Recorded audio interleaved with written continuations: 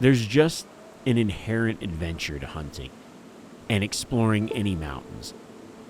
And for me, there's nothing better than getting to explore a new place. So for this hunt, I head to the land of bullfights, rich history, and mountains. And a species that I've never hunted before, the Ibex, where I meet up with my good friend Pedro and his buddy Samuel to head out with our bows into the mountains of Grados to hunt Ibex. This has been a hunt that I've thought about for a really long time, and there's no better person I'd want to go with than a friend who grew up in Spain to hunt on his home turf for this incredible animal. Un poquito más. Ay, perfecto. Perfecto. Manolo.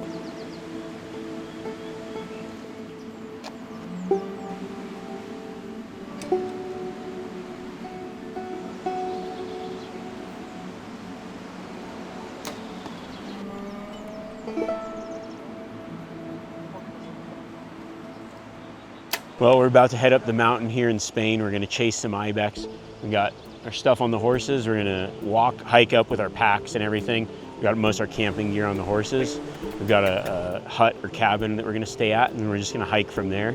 So looking forward to the hunt and see what we can find. New country for me, new species. I've never hunted here. Pedro's going to show me around the place that he lives. So we've been talking about this hunt for a long time, and it'll be cool to get out on the mountain with him. We've got this really cool stone hut overlooking this valley, and we're in the mountains here. We'll probably head up into the above the brush line and start looking for Ibex. Probably do a little glassing tonight, but definitely getting after it in the morning. This will be our base camp for the next little bit. I'm just excited to get out. This is such cool country, and the thing about we're getting a little bit of rain, and there's might be some fog and other things. With mountain hunting, it's one of those things that you battle the entire time. If you don't have visibility, it's really hard to find that success. So just hunting hard and hoping that we get that break in the weather this week. But I'm excited. It's always promising getting into camp and seeing something for the first time, new country, hunting something new. Just a lot of anticipation and excitement to what we might find tomorrow. This is gonna be home for the week. What do you think about the place? It's awesome. A river, stone hut, good vantage. What are we gonna do? Just kind of hike up into this zone, probably? Yeah, so above tree line. Yeah. So all the good hunting area will be like from here up the mountain. But this time of the year, the animals could be anywhere too. Okay.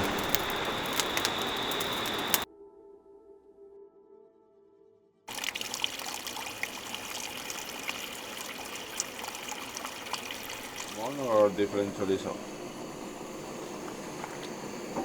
Whatever, doesn't matter. It's all good.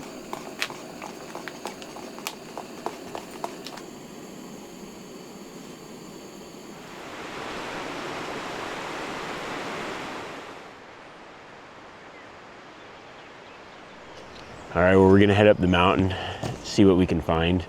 Just leaving the hut this morning. Ready, Pedro? I'll follow your lead. Always ready. Always ready. That's what I'm talking about. All right, I'll follow your lead. Let's go.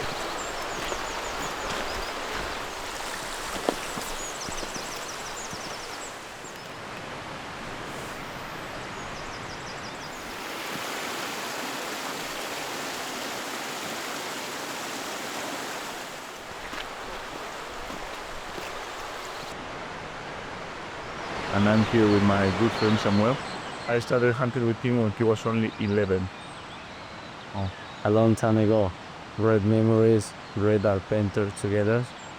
And yeah. I had a lot of miserable moments, but we are back here. This is an area that we hunt every year, and it's one of my favorite places in the world. So yeah, it's gonna be challenging because now we are in springtime, animals are hiding, there is a lot of food. So, and now since the wolf arrived here 2 years ago, animals have become very spooky. So we have to be patient, and that's it. So when hunting with the bow, you know very well, we have to be really patient. And the first thing is that we have to spot the right animal. We're gonna be taking a mature Arnold Ibex. So that is the main goal.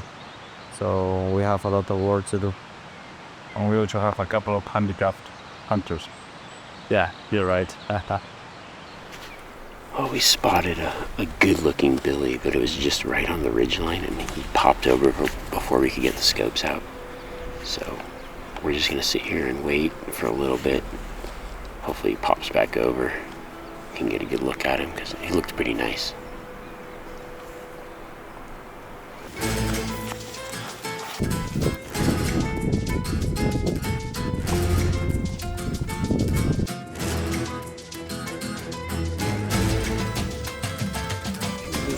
Let the fog clear. We moved up about 100 yards. We're about 150 to 190 yards from where they were. There's a bunch of younger billies up behind where they were. So we don't know if they're just over the rise or if they've already gone up and over to where the other ones are at. I think that they're just in the little dip beyond where we can see. But it'd be nice to get eyes on them that way when the fog moves in again. We can make our second move. The Ibex were on this rock pile, but now the fog moved in and they started to drop down and circle around the mountain. So we're just trying to get into a position where we can get eyes on them and maybe cut them off.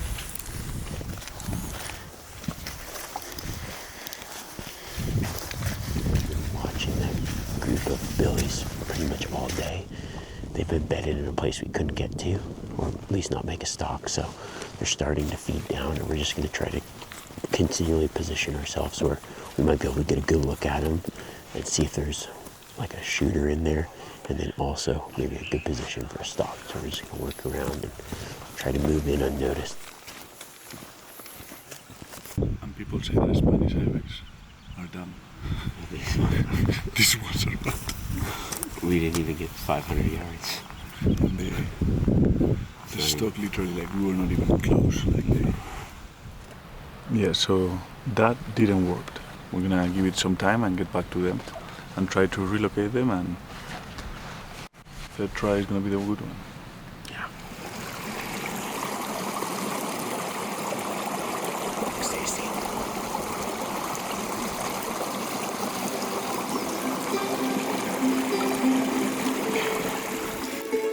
Well, it's getting toward the evening, and we watched, the ones we've been watching kind of start to split off. There's a group with one that is a shooter that moved over the ridge. So we're going to move in, see if we can relocate that little group and try to make a play on him.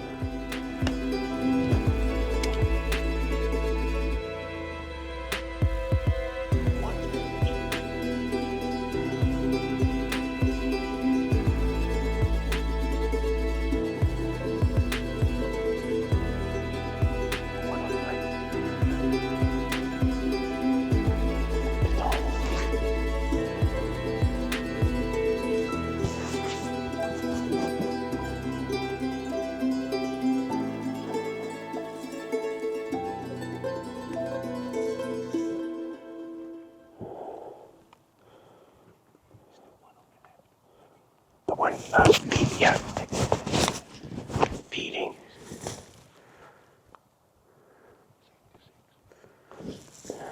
I think I should shoot or wait. Yeah. Might as well. We can drop down here a little bit.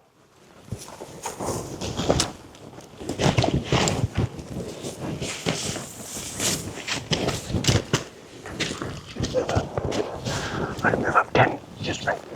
I'm gonna move up right here and shoot him.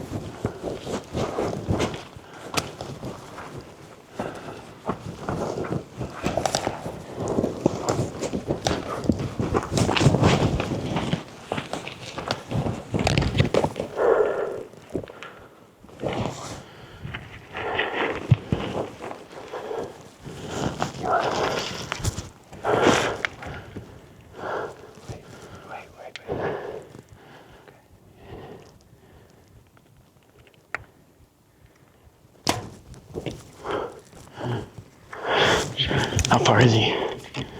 How far is he?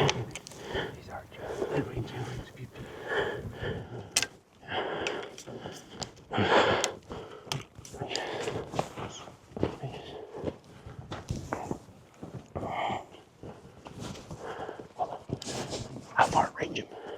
What?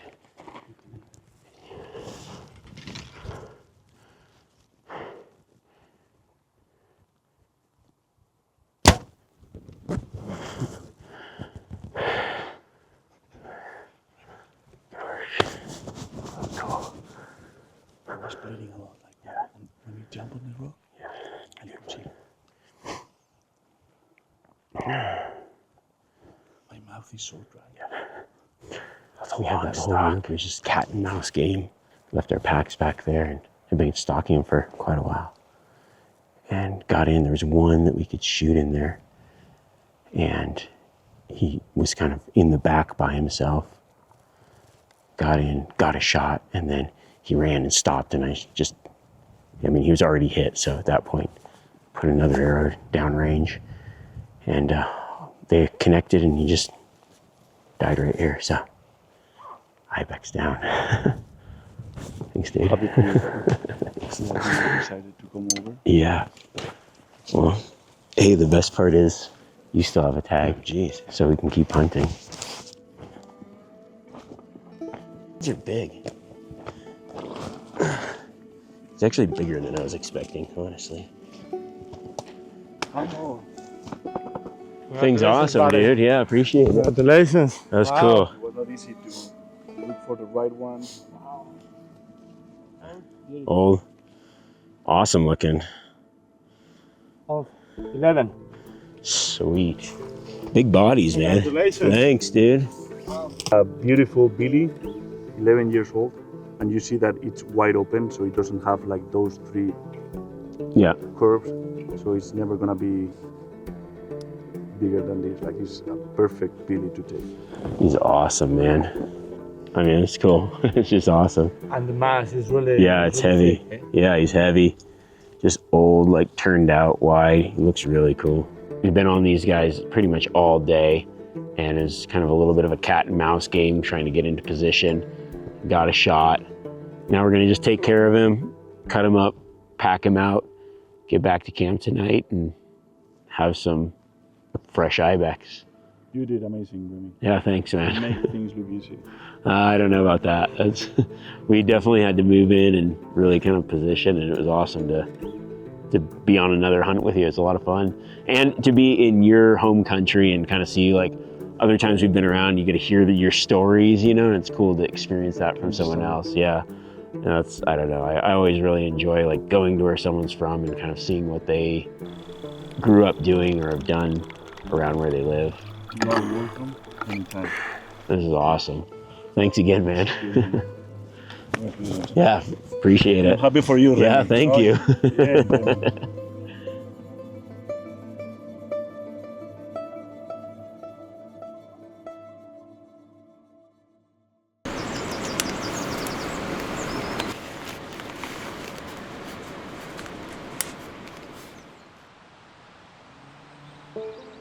Well, Pedro's up to bat. It's his turn to hunt.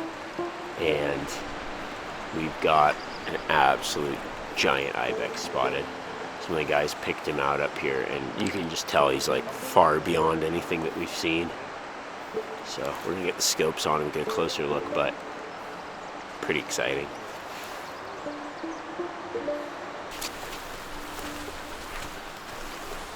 Only be respectful for the Spaniard to get the giant. You don't appreciate it. I don't appreciate it. I just don't even know. It's like he comes hunts with me. He'd be happy with a raghorn bull, but he sees a 400-inch bull. And he's like, Remi, go after it. That's your dream, to break that 400-inch mark. A 200-inch mule deer. That's Pedro's 200-inch mule deer. So go for it, dude. I'm gonna pass. Okay. Oh my gosh, the thing is huge. Wow. You see, like, the shape, that would be the typical Guerrero shape, like going backwards, flaring out to the top. That is awesome. Wow. Shape, so yeah. Let's see if we can get close enough and I don't mess this up. So let's go. You can do it. Let's go. The Ibex, it's underneath us, 100 yards, but it may come higher. But I don't think we're gonna have a shot because the bushes here are way too tall. And we are on a slope downhill, so we just have to wait.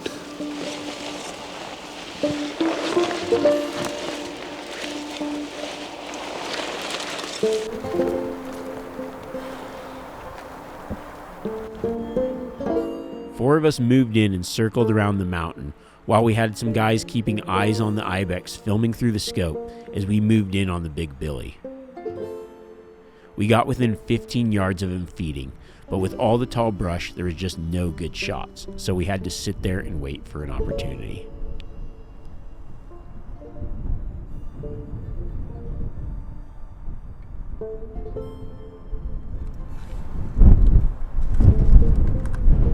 Here we go.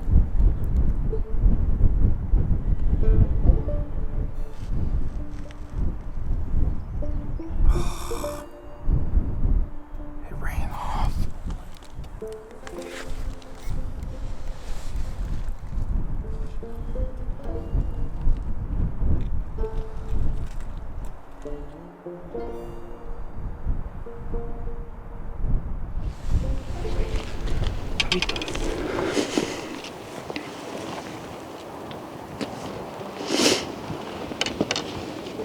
That was me. What happened? When could you see it or not? I said yeah. So like he was coming out, and when I started drawing back, didn't even look at me. You know, like when they are close, but you like draw slowly, and the animal may send something and looks. Didn't even 20 meters. I don't know. Those things are sharp. Damn.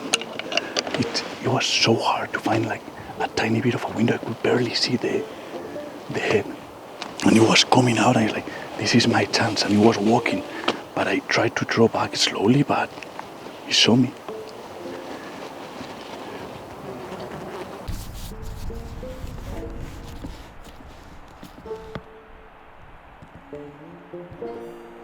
As luck would have it, the Ibex actually spooked off toward where the other guys were glassing, so we were able to keep tabs on the big billy, and Pedro was able to get in on another stalk.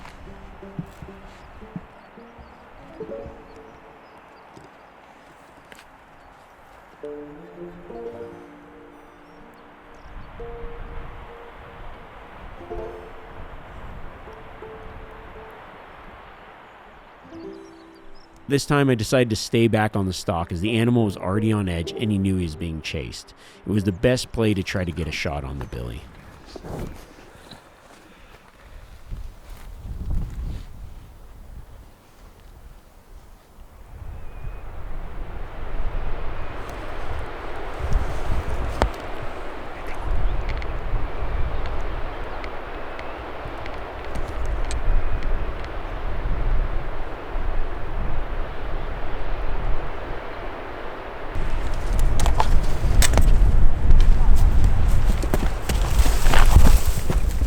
The plan worked out and Pedro was able to connect.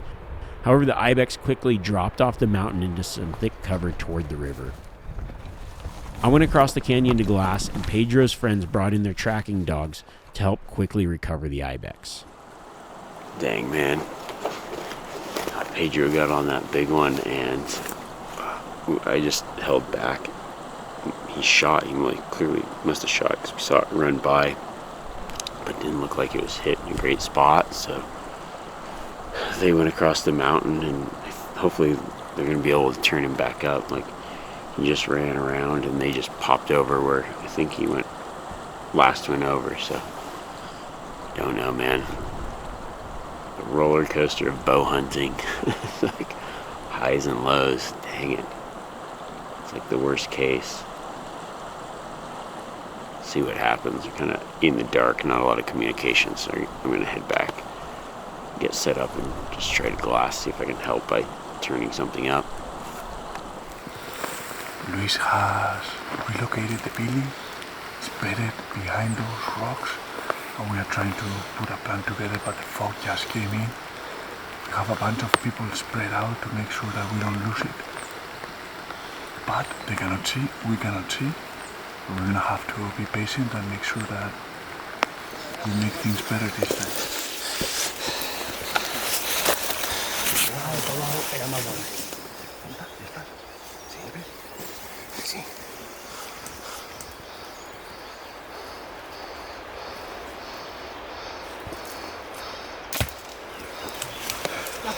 Sí. Ha pegado. Me ha pegado, ¿eh? Déjale al perro que vaya. ¡Vamos! No salga el alambre, tú. ¡Burro! Venga, Pedrito. Well, Ibex is down. We just watched Pedro move in on him and get a shot. They relocated him and it looked like he was pretty close from our angle.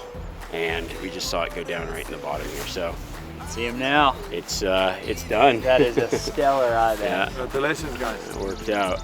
Didn't know what was going to happen today, and split up. There's a lot of people around looking, and ended up getting on him and getting him down. So go down there and check it out. Let's go.